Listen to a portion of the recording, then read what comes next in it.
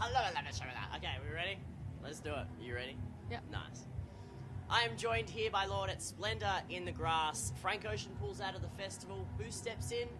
This girl. Welcome. Hi.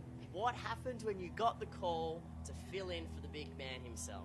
Okay, so I was at a party Friday night. It was like midnight, and my manager texted me like, "Yo, Frank Ocean has torn a vocal cord or some shit. You want to play Splendour?" And I was like, "Okay." And all my friends were like, "Get off the phone. What are you doing?" Be in the moment. You should be partying. Yeah. Good buzz though. What Very cool. was your reaction? Were you just like, hell yes? Well, I didn't really know much about Splendour. Right.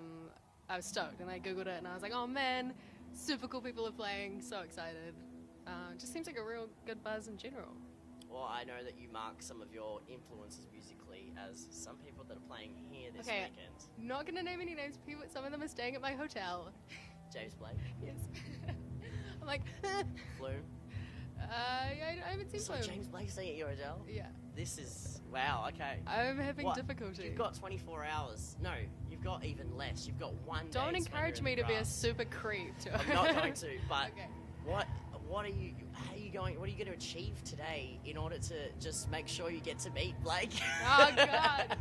It's a purely musical fascination, I promise. Just think he's well, I super can tell you he's going to talented. be sitting there in an hour. I'll get out. Okay, that's cool. Just I'm gonna watch a set later. Yeah. I'm really excited. It's gonna be good. For sure. It must be, just that you must have had the craziest 24 hours. But you're here now. I want to talk about your 2 EPs that you've got out at the moment. What a response you've had. What attention you have garnered, in just such a short amount of time. Perez Hilton is talking about you. You've got Grimes who tweets about you. Even Marty Smiley, which is my name, he tweeted you 6 months ago, and you tweeted Wow. back, which is really appreciated that. Really? Thank you. What did you say? What did I say? I just said, discovered this girl, gonna put it out there to the whole world, look her up. Nice. Thank you. And you said thank you already. So Cool, thank okay. you for that. So if you want to thank anyone for the fame that you will receive in the next couple of months, you could probably Just give it all to you. Well, Just, thank just you. a big thanks. cheers. Okay, No, great. yeah. But no, how have you reacted to? I guess it'll be unusual to see that in your social network or in the news. Yeah, it's weird. I mean, all the time I'm adjusting to what's normal. Like, I don't know. I guess I've never had anyone else's music career, so this is just normality for me. But it's rad. Like, I'm so grateful for everyone being so nice and letting me come here and play this festival. It's so cool. I'm stoked. You have a fascination with hip hop. It's an influence of yours or something that you've listened to a lot before. I'm keen to know, where do you what do you think about the genre at the moment, like hip hop in general? I mean, I think there's a bit of messiness at the moment in terms of, I don't know, I'm kind of a stickler for, I don't like it when dudes talk about girls in a nasty way, and a lot of hip-hop at the moment is quite degrading to the girls, which I think is a bit shit. But, I don't know, there's been some good stuff. I'm a big Jesus believer. I think it was fucking rad, and I think that was a really good thing to happen to hip-hop now. It's good.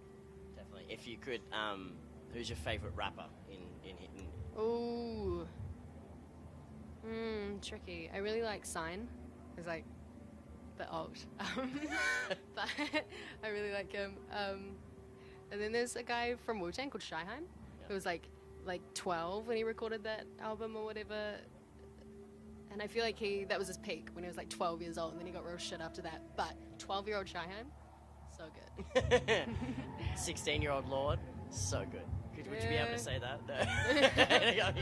Don't let this be my peak. Is that what you're trying to say? No. Let's say 25-year-old Lorde. No, we're gonna keep going higher. We'll see. Perfect. Okay. But you hopefully will have some longevity in this industry. It's only just starting for you at the moment. Yeah. What are your musical ambitions?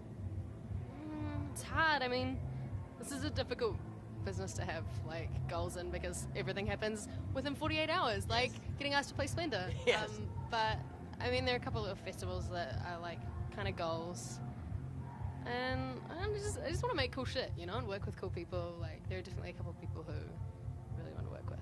But yeah, just as long as I'm not like a judge on like American Idol in 2 years, I'll be okay.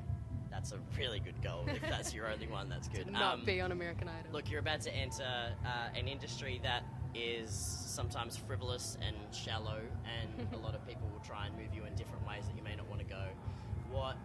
How does Lorde stick to her guns? What are your values? What are you going to stick to when you enter this industry? I mean, I've been in this industry since I was 13 years old, and I have been micromanaging everything and calling all the shots and telling everyone how it should be for this long. So I also have had experiences with record labels already. Yeah. So, like, I have a really good idea of what I want and how things should be. So, as long as I can keep being a hard ass. What are those things? I don't know, like, not specific things, but just in terms of what I like visually and artistically, and the kind of things that I just wouldn't want to do, like being on American Idol. I don't know, just you gotta keep it cool. It's so easy to fuck things up these days, but just gotta do cool shit. Nice. I like that. That's good. Thank you very much for this interview, and enjoy your time in Australia. Thank you. Awesome. Cheers. Thanks very much. No probs.